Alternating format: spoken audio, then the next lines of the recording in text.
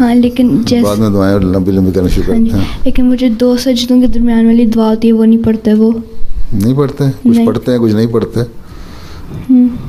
پڑھتے ہیں سارے نہیں, سارے نہیں پڑھتے, مختلف فرقوں کے مختلف ہیں, پڑھتے بھی ہیں. تو بعض ہاتھ نہیں باندھتے, ہاتھ یوں کر کے نیچے رکھتے ہیں.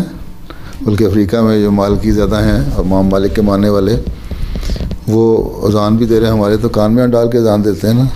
تو وہ تم دیکھو گے کہ مسجد کے ساتھ لگا کے نا سارا یوں کھڑا ہوتا ہے بندہ, ہاتھ نیچے لٹکے ہوتے ہیں, اذان دے رہا ہوتا ہے.